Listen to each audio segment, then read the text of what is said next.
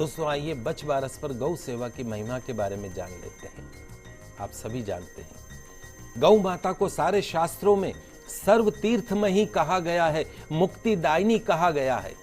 गौ माता के शरीर में सभी देवी देवताओं का निवास है। 33 करोड़ देवी देवताओं का निवास माना गया है। ब्रह्म वैवर्त पुराण के अनुसार गौ माता के पैरों में समस्त तीर्थ हैं।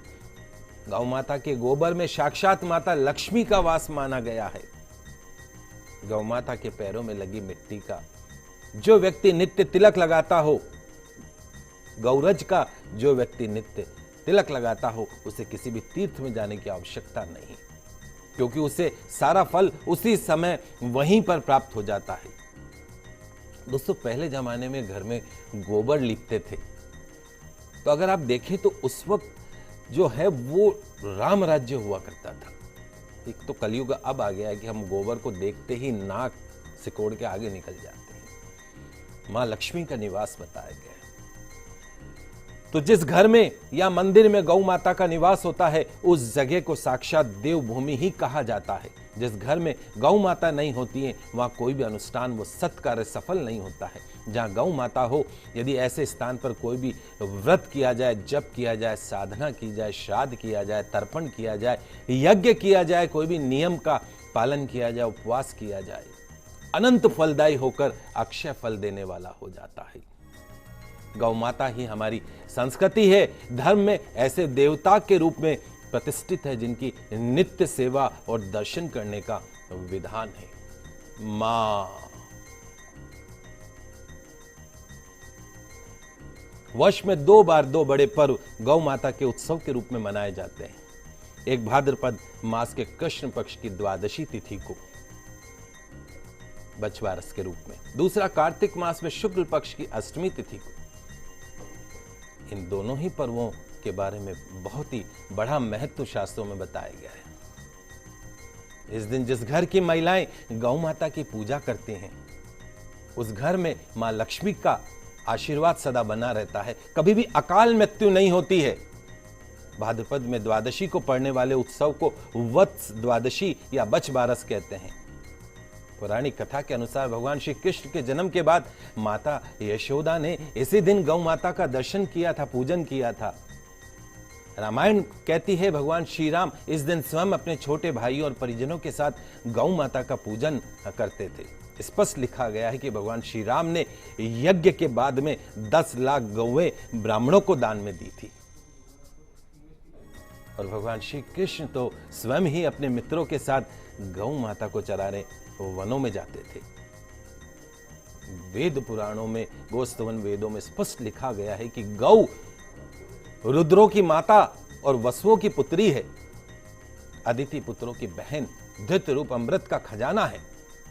तो प्रत्येक ग्रंथ में यह बात दृढ़ता के साथ लिखी गई है कि सदा निरपराध एवं अवध्य गौ माता का वध करना ऐसा पाप है जिसका कोई प्रायश्चित नहीं है। गौ माता को प्लास्टिक खिलाना ऐसा पाप है जिसका कोई प्रायश्चित नहीं है। और कुछ नहीं कर सके तो कम से कम गौ माता को प्लास्टिक खिलाना छोड़ दीजिए। इस प्लास्टिक को यूज करना बंद कर दीजिए। जब तक आप और हम नहीं जागेंगे तब तक सरकारें भी कुछ नहीं कर सकती। जो पुण्य अश्वमेव यज्ञ या अनेक यज्ञों को करने से मिलता है, वो पुण्य तो गौ माता की सेवा करने मात्र से, दर्शन करने के मात्र से ही प्राप्त हो जाता है। गौ का विश्व रूप वैदिक साहित्य के अनुसार प्रजापति गौ के सींग, इंद्र सिर, अग्नि ललाट, यम गले की संधि है, चंद्रमा उसका मस्तिष्क है, पृथ्वी उसका जबड़ा है, विद्युत उसकी जीभ है, वायु उसके दांत हैं और देवताओं के गुरु बृहस्पति उसके अंग है। इस तरह यह स्पष्ट है कि गौ माता में 33 करोड़ देवी देवताओं का वास है। तो दोस्तों, हम जिन देवताओं का पूजन हम मंदिरों में जाके करते हैं, लाइन में लग के करते हैं, तीर्थों में जाकर करते हैं, वो सारे देवता समूह रूप में एक गौ माता में विराजमान है। जाइए तो सही, उसकी परिक्रमा कर लीजिए।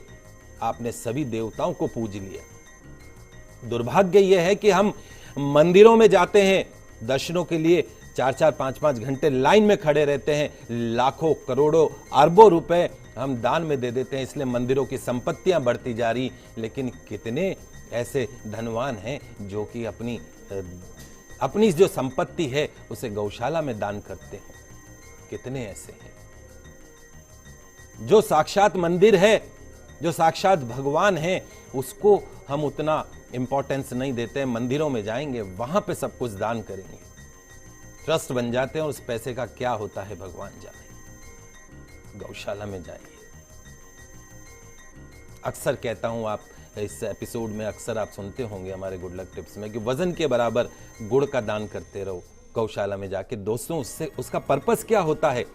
साल में एक बार वजन के बराबर गुड़ का दान कर दो तो आपके जीवन में कभी भी आपको बीमारियों का, मृत्यु तुल्य कष्टों से आपको मुक्ति मिलती है। तो दोस्तों, इसलिए निर्लिप्त भाव से, पूर्ण श्रद्धा और विश्वास के साथ किसी भी कार्य की सिद्धि के लिए हर व्यक्ति को, हर इंसान को नित्य गौ माता की सेवा करनी चाहिए। महाभारत शास्त्र कहता है कि सारे यज्ञ करने में जो पुण्य मिलता है, सारे तीर्थ नहाने में जो फल मिलता है, वो फल गौ माता को चारा डालने से सहज ही प्राप्त हो जाता है। गौग्रास निकाला करिए।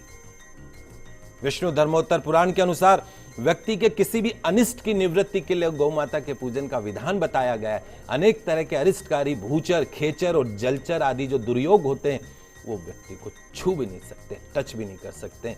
जो व्यक्ति नित्य या तो गौ माता की सेवा करता हो या रोज गौ माता के लिए चारे या रोटी का दान करता हो, और जो व्यक्ति प्रतिदिन अपने भोजन से पहले गौ माता का ग्रास निकालता हो, वो सत्यशील प्राणी शिव विजय और ऐश्वर्य को प्राप्त कर लेता है। जो व्यक्ति प्रातःकाल उठने के बाद नित्य गौ माता के दर्शन करता हो, उसकी कभी अकाल मृत्यु नहीं होती। महाभारत में लिखा हुआ है प्रामाणिकता के साथ में। तो इस प्रकार गौ सेवा की बहुत ही